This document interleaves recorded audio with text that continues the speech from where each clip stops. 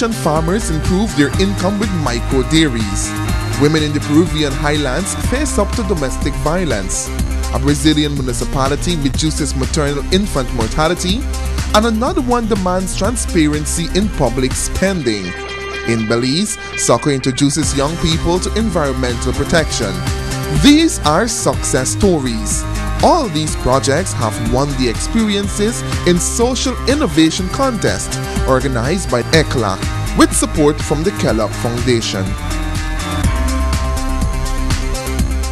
ECLAC, with the support of the Kellogg Foundation, identified and reviewed some 4,800 social innovation experiences projects from Latin America and the Caribbean, gleaned in 5 annual competition cycles. First of all, I have to say that one of the things that is amazing is the amount of energy that is out there and people doing stuff, doing things to help, communities. There were 4,800 projects. That's a lot of projects. The evaluation process were difficult because of the quality of programs that were submitted.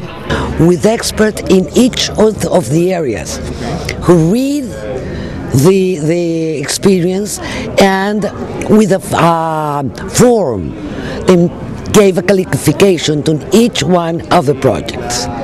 With all those qualifications, we go to the selection committee. The Committee of Notables? The Committee of Notables, and they choose until up to 100 that continue in the process. They've got to be aware of how much it costs to do whatever it is they're doing and what benefits it's very, very important. Because if you have a project, for instance, that looks very good, but you have no idea how much it costs to produce what they're producing, you don't know if it's more expensive than other things out there in the market, it's very hard to continue. But the people involved in these projects most of the time don't pay attention to that. It's important to pay attention. It's important because that's the way that you can really structure it in a way, A, that you'll get more support, and B, that you'll be able to show results to the world. If you don't show results, nobody knows you're good.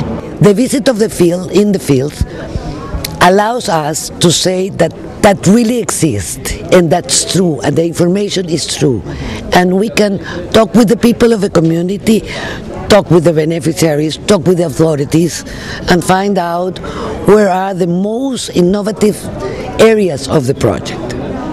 Then we went back to the committee and the committee select the finalists.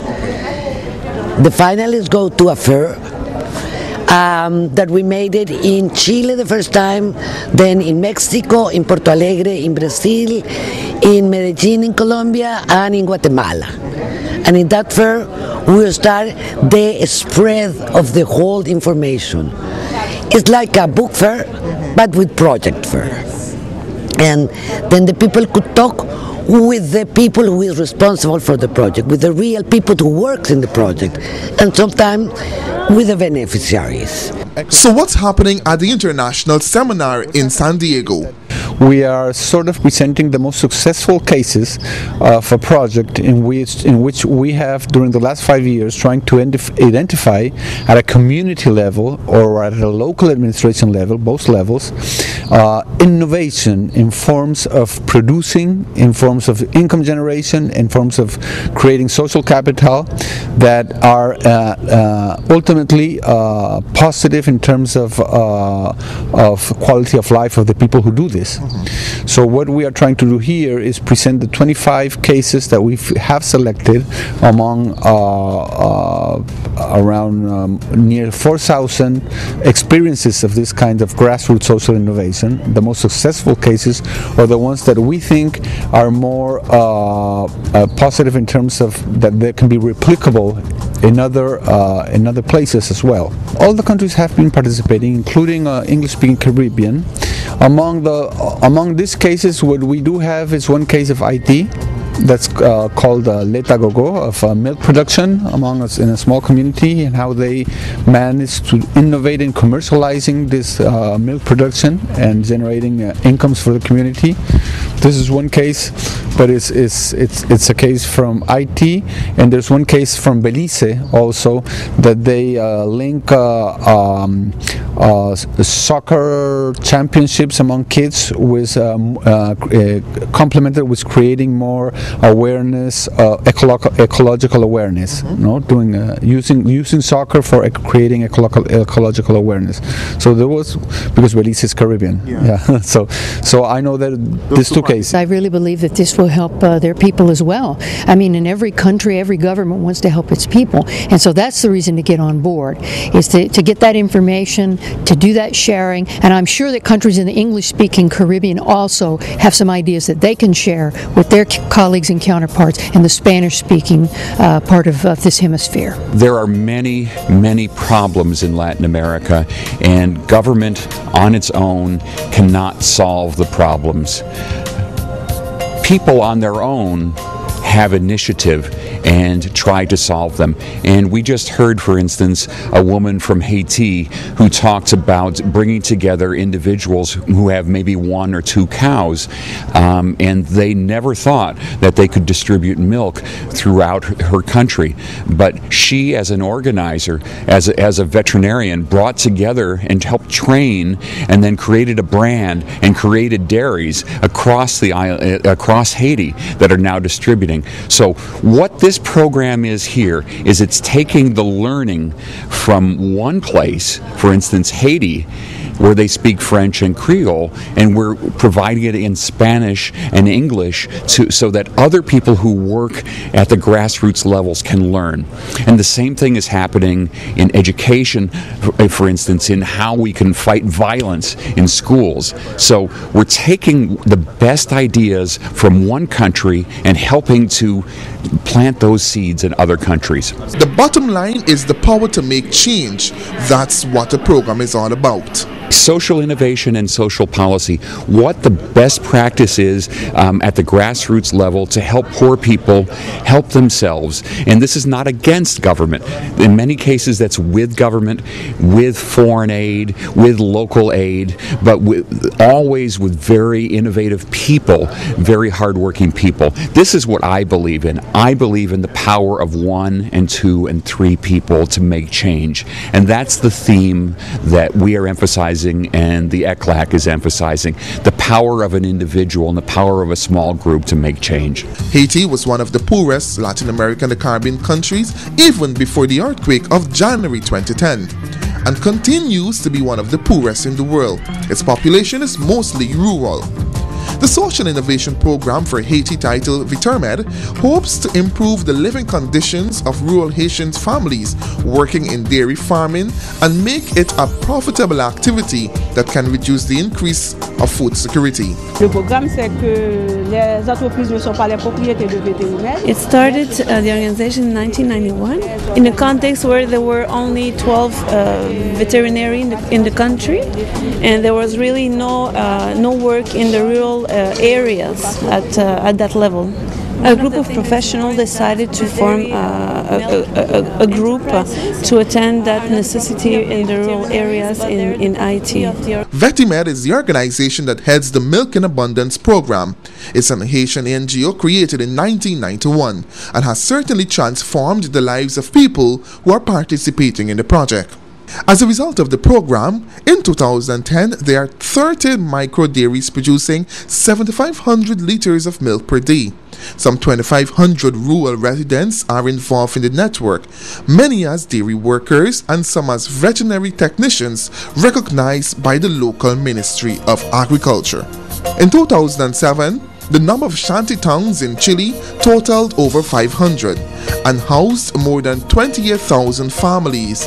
In these shanty towns, residents live in a situation of exclusion that affects every aspect of their lives. It's a project that works with poor people that live in slums, and we work in the housing project with the people. We build emergency houses for the people that don't have a nice place to live, and they live in a condition of exclusion of all the services, education, health, job places, and we work building the houses, and also we give them tools about the other services of the society that they're excluded.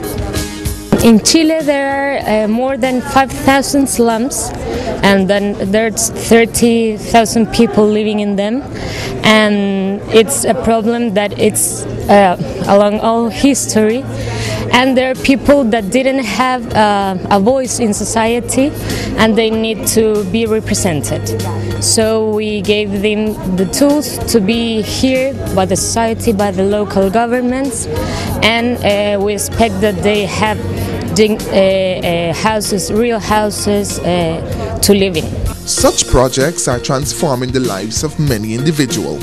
Giving a house to the persons make them a better quality in their lives, because don't have a direction to say when they apply for a job. Ultimately, they're cut off that process.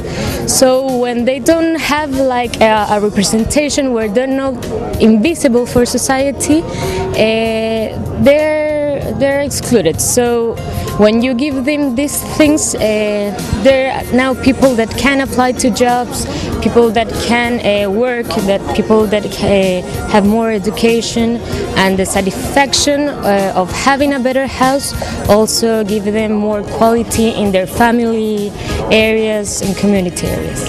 With increased instances of corruption in public finances, the Moringa Social Observatory project was birthed, which stems from civil society and citizens' discontent with corruption that allowed the malfeasance of a sizable amount of public funds.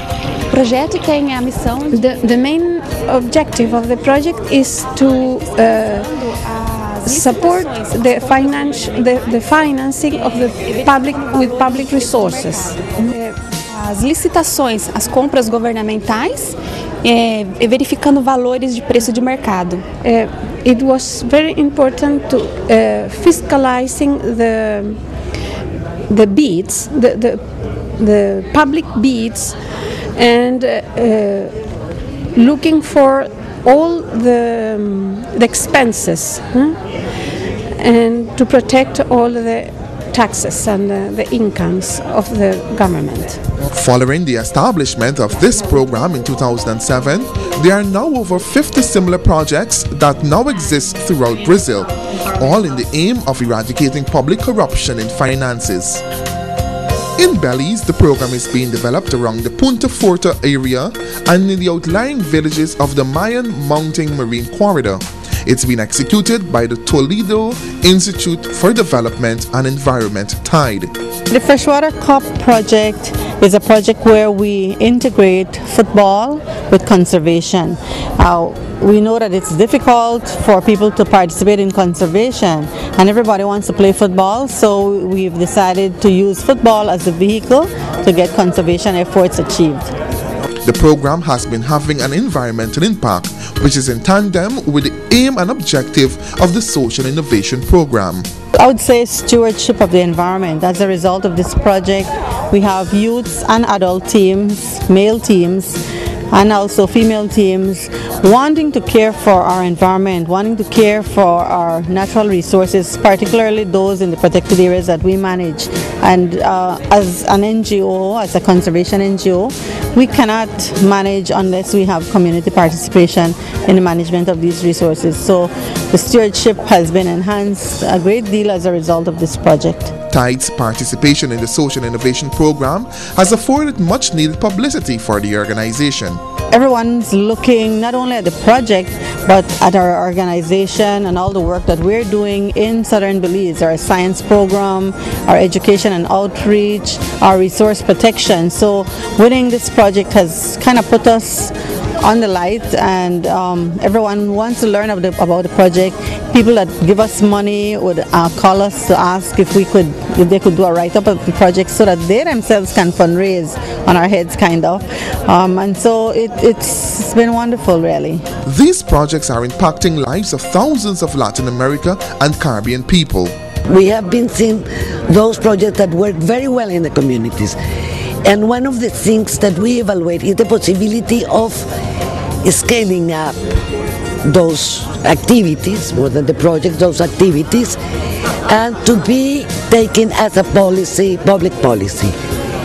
between the project that we have here, there are some of them that there are already public policies in their own countries, like the Finanzas Populares, Popular Finances of Ecuador, is already a public policy in Ecuador. Then we know that each of these projects could be taken as a policy, public policy, not only in the country where it birthed, but in all the region. It's a joy to see how the projects have matured, because you have the 25 winners, some of them we saw 5 years ago. So one of my first impressions is how wonderful to see how much they've moved on and they continue to be very successful. That's very good. Second, it's good to see the networking that goes on among the projects and the people in the projects with agencies. And third, it was important to see people from the university sitting in and listening. Here at this 3-day conference, what's being talked about are programs for poverty alleviation, which have worked very well in the countries in which they were done, and which also didn't cost a fortune. Also, countries don't have a fortune to spend on one program or 2 programs or 3 programs. They have to meet a lot of needs. And so this is an excellent way of sharing that information as well. Here we are building those bridges again, creating an environment for dialogue, and so everyone can go home perhaps with some new ideas and some new friends and some new colleagues. Walker says that social innovation programs such as these only serves to bolster public discussions on social problems and issues. Well, we believe that these are critical issues for the Americas, and we know there's a lot of willingness there to try to resolve these issues. So that we come from a good place, a good starting point, and we know there's a lot of goodwill among the countries in the Americas. You know, we're not enemies in the Americas. We're all together, we're all working together. And so the idea is just for us to find a forum and a place where we can come together, sit down and talk about that. Community involvement and community development, that's also what the program is all about. You can't come and impose a model, even if a model, for instance, works in Guatemala. You can't come and impose it in Trinidad, for instance. You need to have people who are committed in their heart and in their heads, who feel they have ownership of an idea, because otherwise it'll work today and it'll stop working tomorrow. To be sustainable, you need to have individuals who really have a commitment in their heart and in their heads to the program. That's why we talk about grassroots participation, decision making. It can't come from here and be imposed. It must come from here up, like from the seed to the tree. You get what we call buy-in. That is, you get when the community participates, they have an interest, they have an investment, a personal human investment, perhaps not a money investment, but they've invested themselves in their enthusiasm and their interest and their hard work in something. And so that's why it has a greater success of being carried through. And so we think this is very important. And there again, you're not spending a fortune on these things, but you're creating both a sense of pride in the community, a sense of involvement, and that helps everyone in a country. ECLAC's Social Innovation Program has been endorsed by the Vice President of Health in Paraguay. He says such program goes a far way in assisting communities and finding solutions to community-based problems. Los desafíos que tenemos en América Latina en materia de salud. The challenges that we have in Latin America require innovation to development and to the models of social development. Right now we're getting the opportunity to know this kind of projects, these innovative projects, and then to apply to our reality in Latin America. Social innovation programs have the potential to make sound public policies. Sometimes the government can take a lesson from the people and learn from the people. And so if they see a program that really works, that really has the involvement of the people, and again, that just doesn't cost a fortune to implement, and where you have enthusiasm and people are going to go forward, then that's a program that would seem to me ideal for the government to adopt as one of its own.